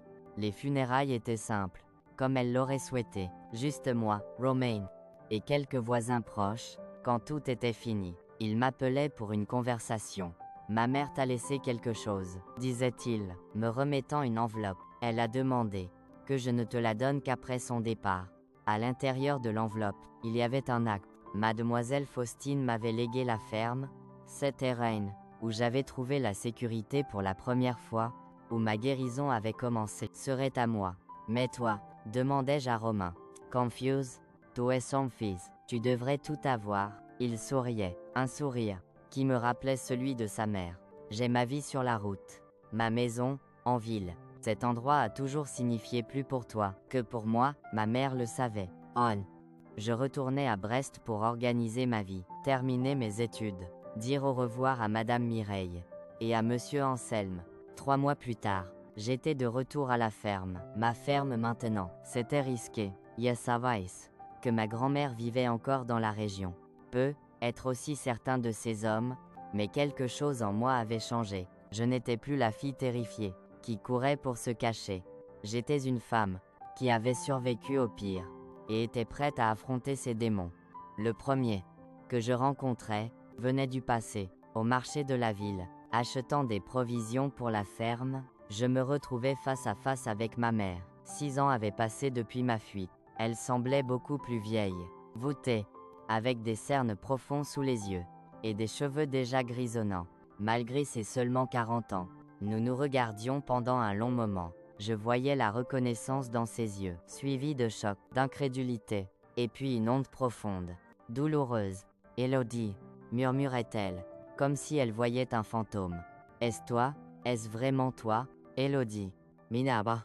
Sa voix était un murmure tremblant au milieu de ce marché, comme si elle voyait un spectre. Pendant un instant, j'étais paralysé. Tant d'émotions me traversaient à la fois, la colère, la peur, la tristesse, et quelque chose que je ne m'attendais pas à ressentir. De la pitié. Ma mère semblait une version vieillie, usée de la femme, dont je me souvenais. Des rides profondes marquaient son visage, des cheveux prématurément gris, des mains cailleuses à force de travail. Ses yeux, cependant, étaient ce qui m'impactait le plus. Des yeux vides, vainqueurs, de quelqu'un portant un poids trop grand. Oui, c'est moi, répondais-je, étonnamment calme. Elle faisait un pas hésitant vers moi, les mains tendues, comme voulant toucher quelque chose pour confirmer que c'était réel. Instinctivement, je reculais. 6 ans n'avaient pas suffi à effacer le réflexe de la peur. Nous pensions que tu étais morte, disait-elle, la voix étouffée. Après que tu te sois enfui, cet homme, il a dit qu'il t'avait. Elle laissait la phrase en suspens, incapable de la compléter. Elle n'avait pas besoin. Ya compreniste. Qui s'était passé? L'homme qui avait essayé de me tuer avait dû dire qu'il avait réussi, que mon corps était quelque part dans les bois. C'était plus facile pour lui que d'admettre qu'une fille de 12 ans lui avait échappé. Yesuis vivante, confirmai-je, sentant une force étrange grandir en moi. J'ai survécu. Je ne disais pas comment. Nayo, certaines choses n'avaient pas besoin d'être partagées, du moins pas là, au milieu d'un marché plein d'yeux curieux et d'oreilles attentives. Ta grand-mère, commençait-elle, mais je l'interrompais. Je ne veux rien savoir d'elle. Yamis. Quelque chose dans mon ton devait indiquer que le sujet était clos. Ma mère hochait simplement la tête, les yeux baissés, plongée dans cette honte que j'avais vue quand nous nous étions reconnus. Puis-je te revoir? Demandait-elle, sa voix presque inaudible. J'ai tant à te dire, à essayer d'expliquer, comme s'il pouvait y avoir une explication possible pour avoir permis que sa propre fille soit vendue, abusée, détruite, comme si un mot pouvait justifier des années de cécité volontaire, mais il y avait quelque chose en elle, peut être la manière dont ses épaules se courbaient sous le poids de la culpabilité, ou comment ses mains tremblaient légèrement, qui m'empêchait de refuser complètement. Je vis à la ferme de Mademoiselle Faustine, disais-je enfin, si tu veux me trouver, tu sais où c'est. Avec cela, je ramassais mes achats, et quittais le marché, sentant son regard dans mon dos. Je ne me retournais pas une seule fois. J'avais déjà appris que regarder en arrière ne fait qu'apporter de la douleur. Elle apparaissait 3 jours plus tard, seule, grâce à Dieu. L'idée de revoir ma grand-mère me donnait des frissons. Elle était nerveuse. Je pouvais le voir à ses pas hésitants, à la manière dont un mouchoir usé se tordait entre ses doigts. Je préparais du café, un luxe que je pouvais maintenant me permettre. cultivant mes propres grains à la ferme. Nous nous asseyons sur la véranda, là même où mademoiselle Faustine m'avait appris sur les herbes et les plantes médicinales, là où ma guérison avait commencé. Pendant quelques minutes, nous restions en silence. Seulement le bruit des oiseaux et du vent dans les feuilles remplissant l'espace entre nous, puis elle commençait à parler. Et ce que j'entendais me laissait à la fois furieuse et dévastée. Ma grand-mère, Hélène, avait fait à ma mère exactement ce qu'elle m'avait fait. Elle avait commencé à la vendre à 8 ans, au même type d'homme, pour le même type d'argent. Pendant des années, ma mère avait souffert des mêmes abus, des mêmes menaces, de la même terreur que j'allais connaître. Quand elle était tombée enceinte de moi à 14 ans, résultat d'une de ces rencontres arrangées par ma grand-mère, elle n'avait pas eu le choix d'avorter. Ma grand-mère voyait en moi une future source de revenus, une continuation du cycle pervers. Elle m'a gardé en vie pour ça, expliquait ma mère, des larmes silencieuses coulant sur son visage marqué. Elle disait toujours que c'était le destin des femmes de notre famille. Oh, ma mère avait essayé de me protéger comme elle pouvait. Elle avait trouvé du travail hors de la maison pour rester autant que possible loin de l'influence de sa propre mère. Mais elle devait travailler de plus en plus pour nous soutenir, me laissant inévitablement sous la garde de ma grand-mère. Je suspectais, admettait-elle, la voix brisée par la honte. Je voyais les signes, les bleus, la manière dont tu changeais, comment tes yeux perdaient leur éclat, mais je ne voulais pas y croire. Je ne pouvais pas croire que ma propre mère faisait à toi ce qu'elle m'avait fait. Et quand j'ai essayé de te parler, demandai-je, la vieille douleur, refaisant surface, quand j'ai enfin trouvé le courage, et que tu m'as frappée, m'a traitée de menteuse. Elle couvrait son visage de ses mains, sanglotant, ouvertement, maintenant. Parce qu'à ce moment, admettre la vérité, serait admettre mon propre échec, que je n'avais pas pu te protéger, que j'avais permis au cycle de continuer. Il était plus facile de croire le mensonge, plus facile de prétendre que rien ne se passait. Haïda, je ne sais pas si je l'ai pardonné ce jour-là. Le pardon n'est pas quelque chose de simple, pas après tant de souffrance, mais j'ai compris quelque chose d'important. Ma mère était aussi une victime qui était devenue complice par faiblesse, par peur, par sa propre douleur non résolue. Cela n'effaçait pas sa responsabilité, mais cela mettait ses actions et ses inactions dans une lumière différente. Et mamie Hélène, demandai-je, craignant la réponse. Est-elle encore? Ma mère secouait la tête. Morte il y a 2 ans. Si Rose, le whisky, a fini par prendre son tribut. Je ressentais un immense soulagement, suivi d'une confusion d'émotions difficiles à nommer. Ce n'était pas exactement de la joie à la mort de quelqu'un, même de quelqu'un qui m'avait causé tant de mal. C'était plus comme une libération, la certitude que cette femme ne pourrait plus jamais faire de mal à un autre enfant, que, avec elle, peut-être ce terrible cycle avait enfin trouvé sa fin. Après ce jour, ma mère et moi développions une relation prudente. Ce n'était pas l'amour inconditionnel entre mères et fille que certaines personnes connaissent, c'était quelque chose de plus complexe, construit sur les ruines d'un passé douloureux, nourri par une compréhension mutuelle de la souffrance, et par la détermination partagée de briser ce schéma familial. Elle ne venait jamais vivre avec moi à la ferme, préférant maintenir une certaine distance, peut-être par honte, peut-être par respect pour mon espace et ma guérison, mais elle visitait régulièrement, aidait à planter et à récolter, apprenait sur les herbes médicinales que je cultivais maintenant, suivant les enseignements de mademoiselle Faustine. C'est lors d'une de ces visites, environ 1 an après nos retrouvailles, qu'elle me parlait des hommes, ceux qui m'avaient abusé, que ma grand-mère avait amené à notre maison, qui avaient payé pour détruire mon enfance. La plupart sont déjà morts, disait-elle, alors que nous séparions des graines de coriandre sur la véranda. Vieillesse, maladie, accidents. Colonel Zénon a eu une attaque, qui l'a laissé confiné dans un lit, incapable de parler ou de bouger. Ils disent qu'il souffre jour et nuit. Je ne ressentais ni joie, ni revanche satisfaite à cette nouvelle. Ce que je ressentais était une sorte de paix étrange, comme si l'univers, à sa manière, et en son temps, équilibrait les comptes. Et le dernier, demandai-je, faisant référence à l'homme qui avait essayé de me tuer, dont j'avais échappé cette nuit désespérée. C'est Louis, qui disait qu'il m'avait tué. Un sourire triste passait sur le visage de ma mère.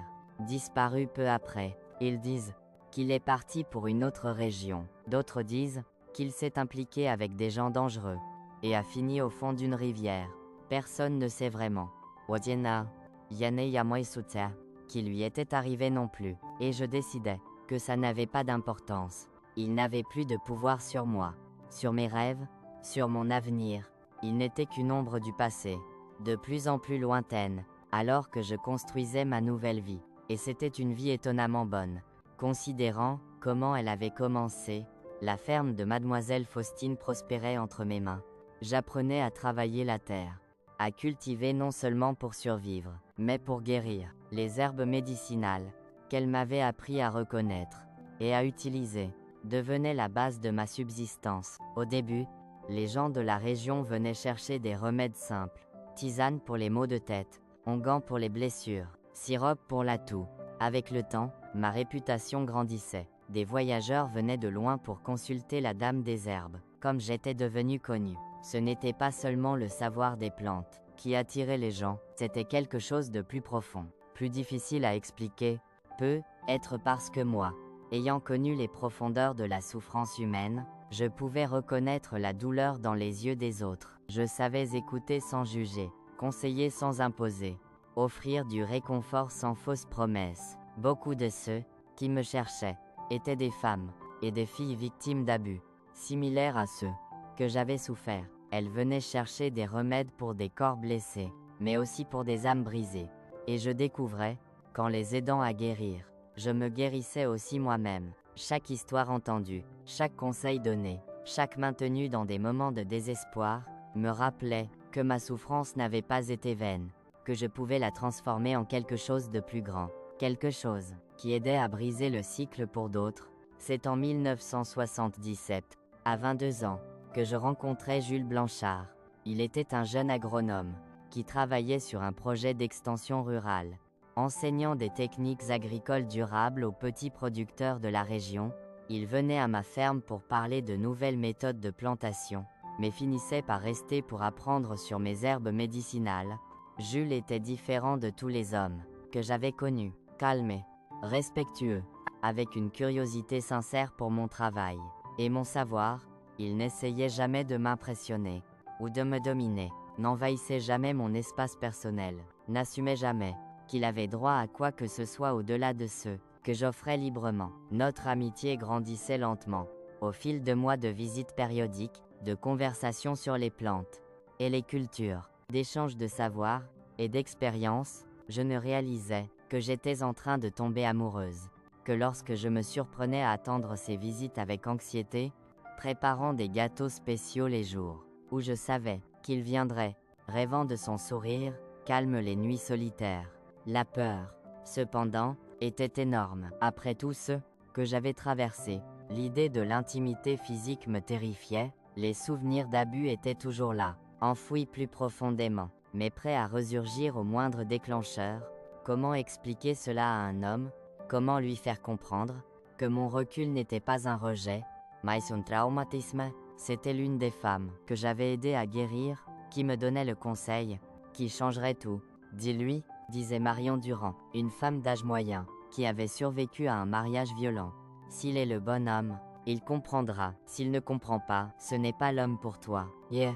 Rassemblant tout le courage que j'avais, par un après-midi de pluie fine, qui laissait l'air parfumé d'odeurs de terre humide, je racontais à Jules des parties de mon histoire, pas tous les détails sordides. Certaines horreurs sont trop lourdes à partager, mais assez pour qu'il comprenne pourquoi je tremblais. Quand il s'approchait trop, pourquoi je devenais tendu, quand nous étions seuls, pourquoi j'aurais besoin de temps, et d'une patience infinie. S'il voulait construire quelque chose avec moi, il écoutait en silence, les yeux fixés sur les miens, des larmes non versées brillant parfois.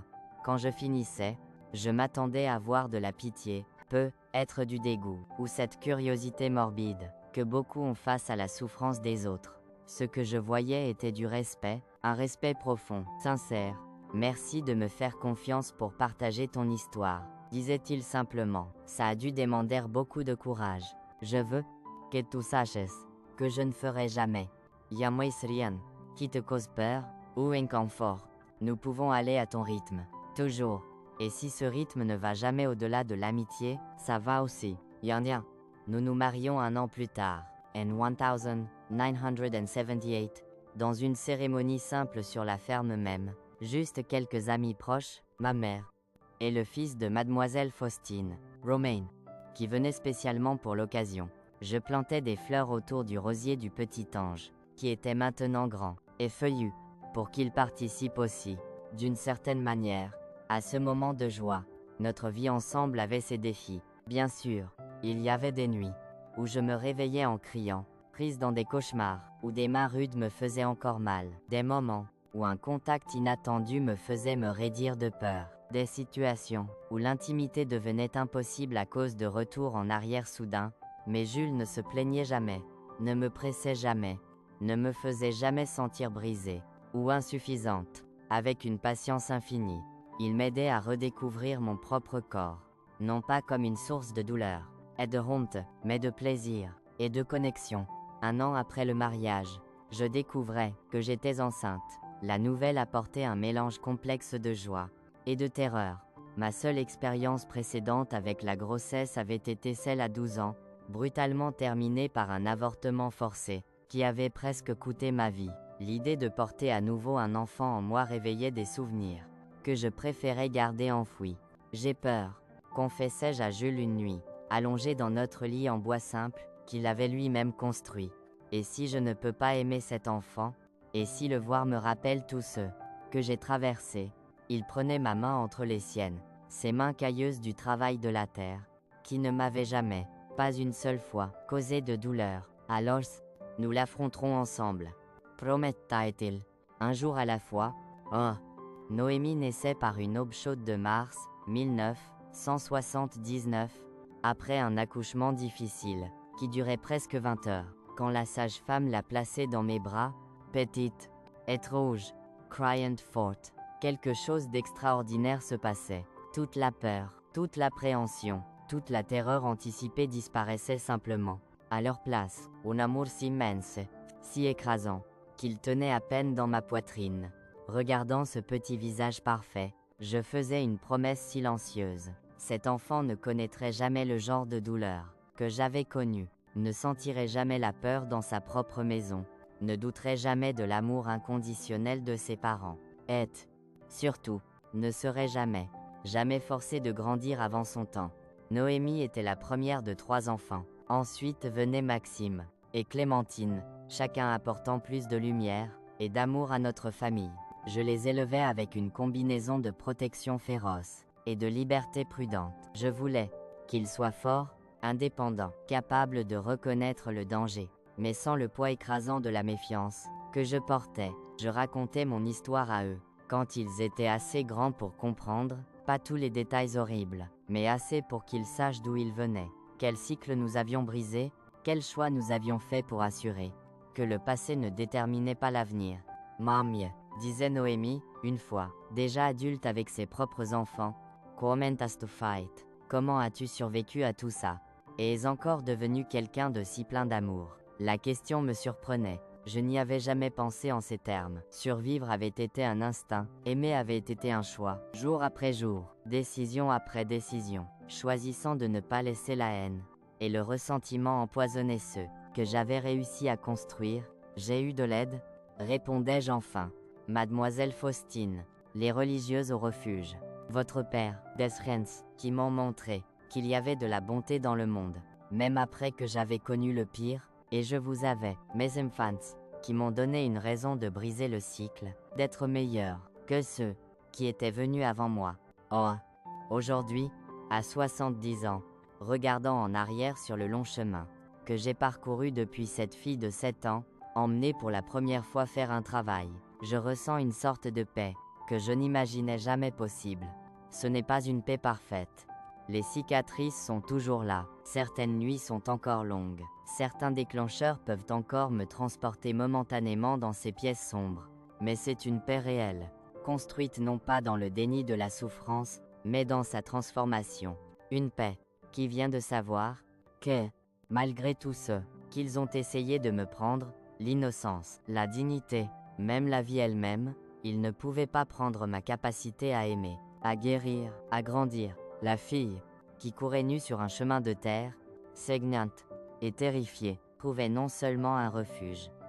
Boat, le cycle de génération d'abus, qui semblait destiné à continuer, était brisé par mes mains, par mes choix, par mon refus d'accepter que la douleur était tout ce que la vie avait à offrir. Et s'il y a une leçon que j'aimerais laisser à ceux qui entendent mon histoire, peu importe à quel point l'obscurité est profonde, il y a toujours un chemin vers la lumière. Peu importe combien de fois ils essaient de vous briser, il y a toujours la possibilité de vous reconstruire, plus forte, plus sage, plus complète.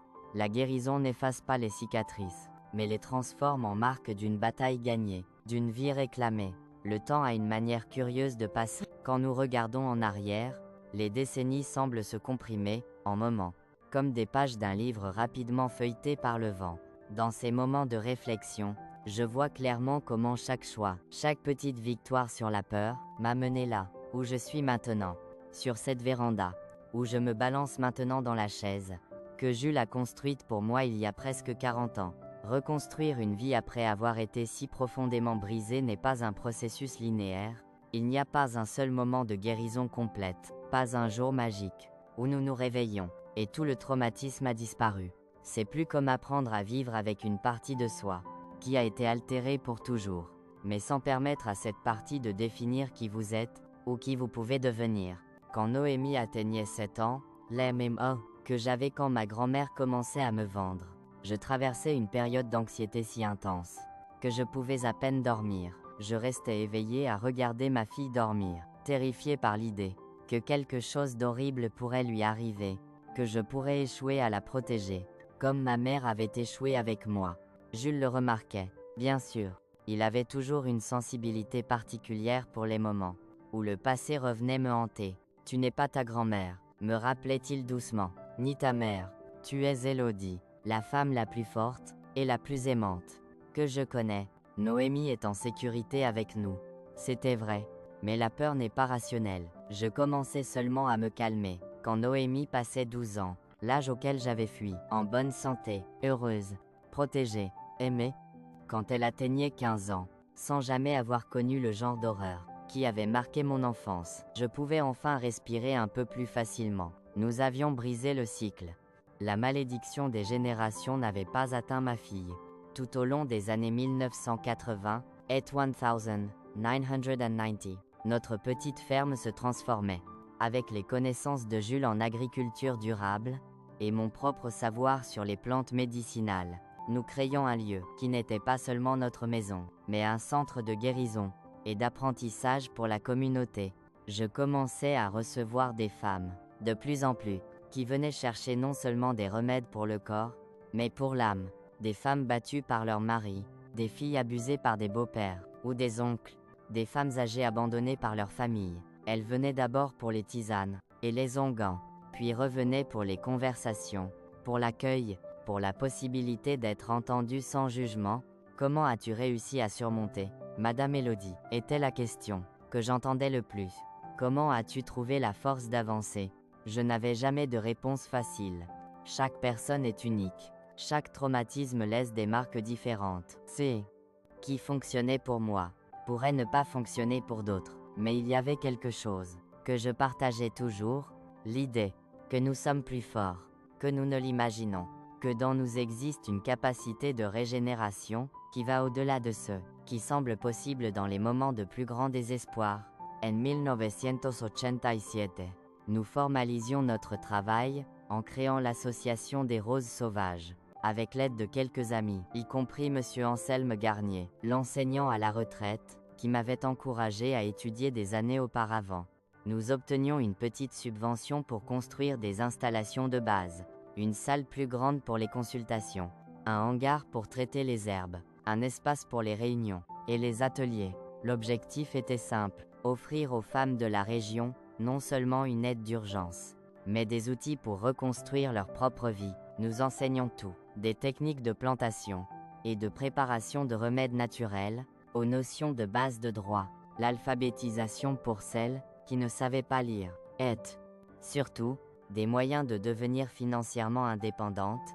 L'indépendance financière est le premier pas vers la liberté, disais-je toujours. Quand vous pouvez vous soutenir vous-même, vous pouvez choisir de rester ou de partir. Ouah, c'était un travail qui demandait une patience infinie. Beaucoup de femmes retournaient à des relations abusives plusieurs fois avant de pouvoir partir pour de bon. Certaines ne le faisaient jamais. Mais chaque petite victoire, une femme qui dénonçait enfin son agresseur, une jeune fille qui retournait à l'école, une femme âgée qui retrouvait sa dignité, était célébrée comme un triomphe plus grand. Notre famille grandissait avec le travail. Noémie, Maxime et Clémentine étaient élevées parmi ces femmes courageuses, apprenant tôt sur la compassion, la justice et l'importance d'étendre une main à ceux qui en ont besoin. Initialement, Jules et moi essayons de les protéger des histoires les plus difficiles, des détails les plus sombres de ceux qui se passaient dans tant de foyers, mais les enfants perçoivent plus que nous ne l'imaginons. Pourquoi cette dame a-t-elle un œil au beurre noir? Maman, demandait Maxime une fois, à 8 ans, après avoir vu une jeune femme qui venait d'arriver à la ferme, fuyant son mari violent.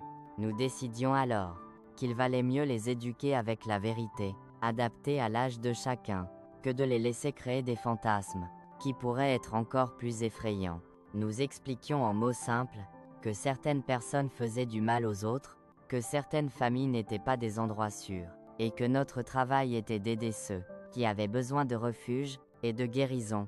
Comme toi, tu en avais besoin autrefois, demandait Clémentine, ma plus jeune, avec cette perception aiguë qu'elle avait toujours. C'était la première fois que je mentionnais des parties de mon histoire à mes enfants. Je n'entrais pas dans les détails. Ils étaient trop jeunes, mais je disais, Tioé. Moi aussi, j'avais eu besoin d'aide quand j'étais jeune, et c'est pourquoi je comprenais l'importance d'étendre une main aux autres. En grandissant, je partageais davantage. Quand Noémie avait ses premières règles à 11 ans, je lui racontais comment mon propre passage à la puberté avait été marqué par une augmentation des services que ma grand-mère me forçait à faire. Comment mon corps en développement attirait une attention différente, plus dangereuse, pas pour l'effrayer, mais pour qu'elle comprenne l'importance de parler ouvertement, de ne jamais garder des secrets qui font mal, de faire confiance, que ses parents la croiraient toujours. Juan Maxime, à 14 ans, commençait à montrer de l'intérêt pour une camarade d'école. Nous parlions du consentement, de comment le désir ne justifie jamais de s'imposer à une autre personne, de comment un vrai homme n'est pas celui qui domine, mais celui qui respecte. Clémentine, toujours la plus sensible des trois, était celle qui s'identifiait le plus à notre travail. Dès son plus jeune âge, elle m'accompagnait dans les récoltes d'herbes, apprenait les noms et les propriétés de chaque plante, observait attentivement comment je préparais les remèdes. À 16 ans, elle conduisait déjà certains ateliers seuls, enseignant aux femmes plus âgées comment faire des onguents et des sirops. Je veux être comme toi quand je serai grande, me disait-elle un jour. Alors que nous travaillions ensemble à traiter de la mélisse, je veux aider les gens à guérir. La fierté que je ressentais à ce moment est indescriptible. Ce n'était pas seulement la fierté d'une mère voyant sa fille trouver son chemin, mais la sensation profonde que quelque chose avait été racheté, que du sol aride de la souffrance avait poussé non seulement la survie, mais son bout, qui s'étendait au-delà de moi-même. Les années 1990 apportaient des changements significatifs dans notre région et notre travail. L'information commençait à circuler plus rapidement, même dans les zones rurales. Les lois protégeant les femmes, bien qu'insuffisantes, étaient discutées. Les filles restaient à l'école plus longtemps, rêvaient d'université, de carrière au-delà du mariage et de la maternité. Notre association grandissait, gagnait en reconnaissance. Nous commencions à recevoir des visites de groupes d'autres villes, d'étudiants universitaires intéressés par la médecine traditionnelle, de chercheurs documentant les savoirs populaires.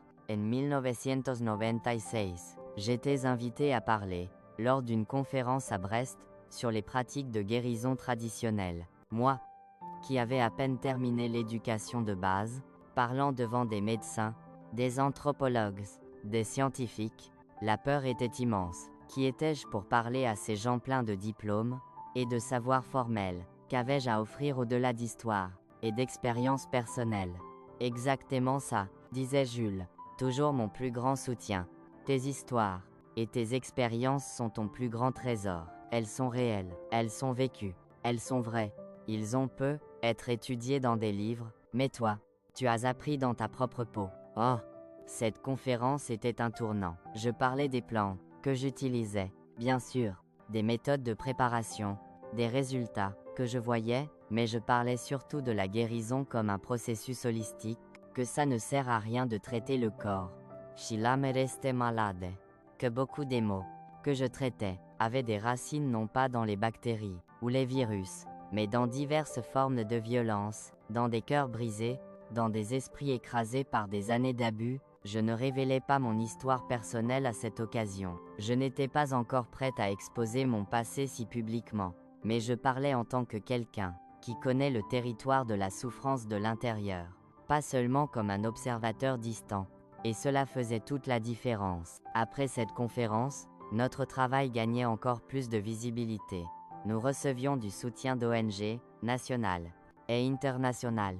Parvenions à agrandir nos installations, offrir plus de services. En 2000, nous inaugurions la Maison des Roses, un refuge temporaire pour les femmes dans des situations de violence extrême, qui avaient besoin d'un endroit sûr pour rester pendant qu'elles reconstruisaient leur vie. C'était une cérémonie simple, mais significative.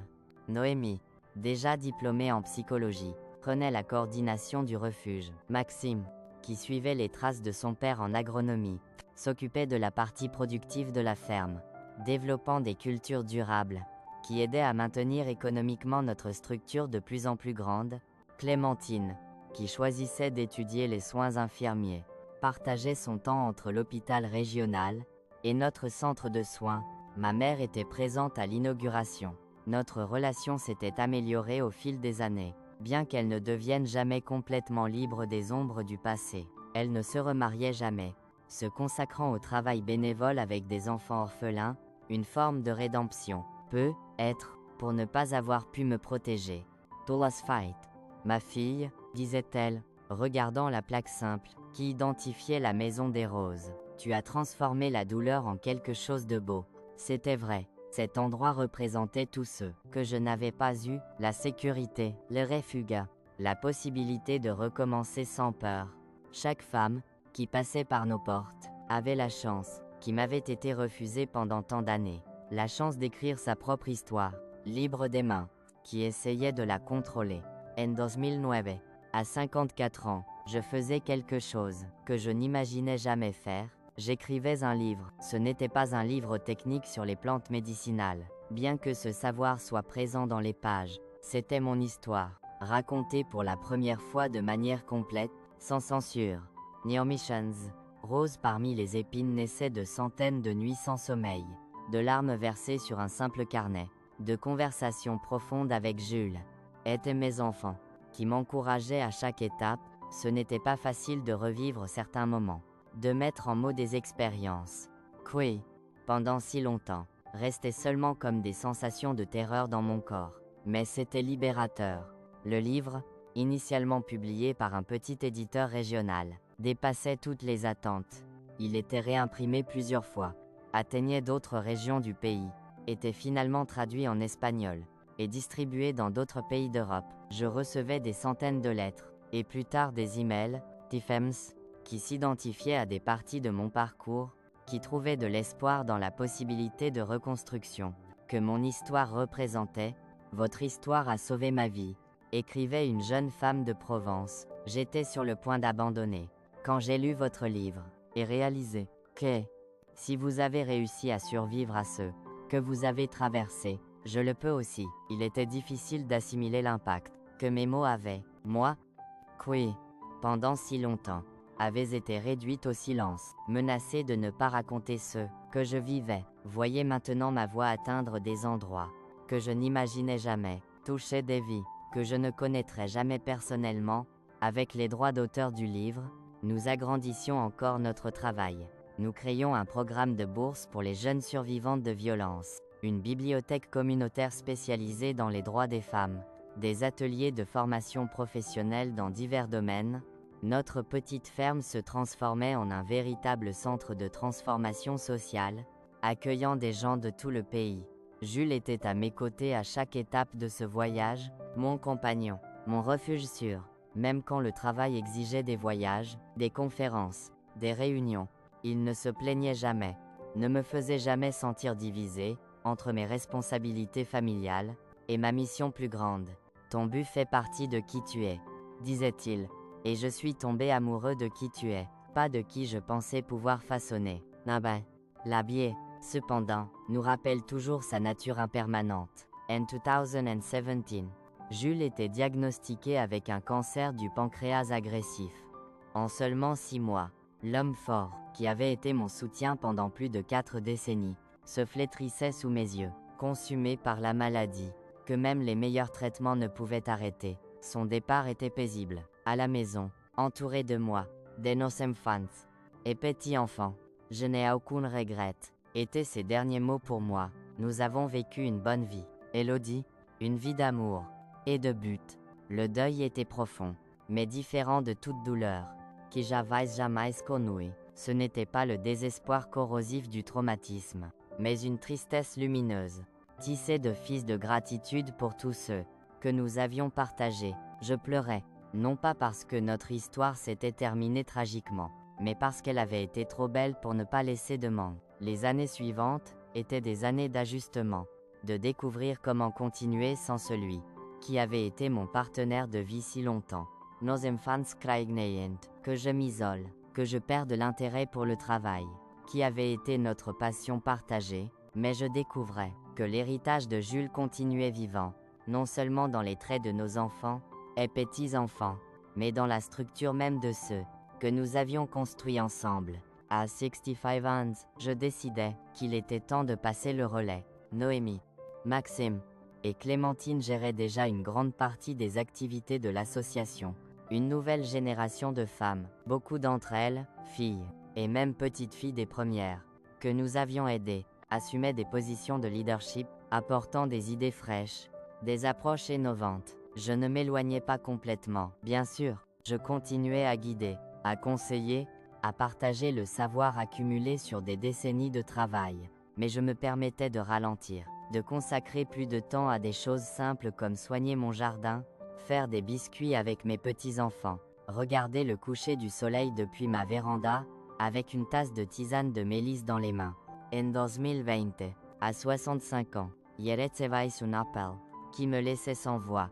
C'était du département des droits humains, m'informant que j'avais été nominé pour recevoir la médaille des droits humains, l'une des plus hautes distinctions du pays dans ce domaine. La cérémonie à Lyon était surréaliste. Moi, une fille de la campagne de Fougères, qui, à 7 ans, était vendue par sa propre grand-mère, maintenant, applaudie par des autorités, des activistes, des personnalités, quand ils appelaient mon nom, et lisaient la citation, pour sa contribution extraordinaire dans la lutte contre la violence sexuelle infantile, et dans la création de méthodologies innovantes pour l'accueil, et la récupération des survivantes. Je devais retenir mes larmes.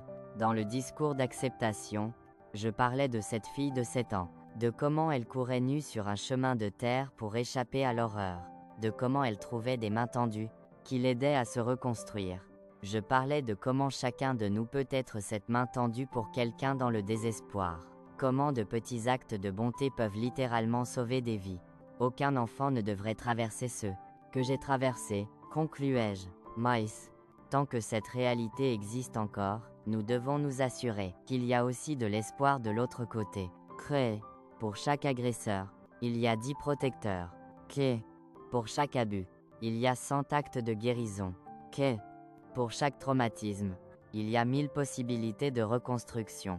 Wotron, aujourd'hui, à 70 ans, regardant en arrière, je vois, non seulement la douleur et l'horreur, qui ont marqué mon enfance, mais aussi le long et extraordinaire voyage de reconstruction qui a suivi. Je vois les centaines de femmes et d'enfants qui sont passés par la Maison des Roses, beaucoup d'entre eux construisant maintenant leurs propres histoires de dépassement. Je vois mes enfants et petits-enfants grandissant sans le poids du cycle de violence qui a marqué des générations de ma famille avant eux. Je vois le rosier du petit ange, maintenant énorme, entouré d'autres fleurs plantées par différentes mains au fil des années. Un jardin littéral et symbolique de guérison, Et je réalise que, d'une manière mystérieuse, et profonde, rien n'était vain, que chaque larme versée, chaque blessure infligée, chaque nuit de terreur, s'est transformée, à travers des choix conscients, et un travail constant, en outil pour guérir non seulement moi-même, mais d'innombrables autres. C'est l'alchimie de la vie, notre capacité à transformer le plomb de la souffrance en or de la sagesse, et de la compassion. Ce n'est pas de la magie, c'est un travail ardu, ça n'arrive pas du jour au lendemain, mais sur des décennies de petits choix quotidiens de ne pas céder à l'amertume, à la haine, au désespoir. Mes chers amis, qui m'écoutez maintenant, si cette histoire a touché votre cœur d'une manière ou d'une autre, je vous demande de laisser votre pouce en l'air, de vous abonner à la chaîne, et de partager avec quelqu'un qui pourrait avoir besoin d'entendre que la reconstruction est possible, que la fin d'un cauchemar peut être le début d'une vie significative. Et souvenez-vous que personne ne devrait affronter ses démons seul. Personne ne devrait porter le poids du traumatisme sans une main amicale pour partager le fardeau. Si vous traversez quelque chose de difficile maintenant, sachez que vous n'êtes pas seul. Il y a toujours un chemin vers la guérison, toujours une possibilité de reconstruction, toujours un nouveau matin attendant après la nuit la plus sombre. Cette mamie, qui vous parle, a vu le pire et le meilleur de l'humanité, et choisi de croire au meilleur chaque jour. Vous, osez, vous pouvez faire ce choix. Merci de m'avoir écouté jusqu'ici. Que Dieu protège le chemin de chacun de vous, et que vous ne manquiez jamais du courage de transformer la douleur en but. Les traumatismes ensajecent, et les cicatrices en cartes pour guider les autres vers la liberté.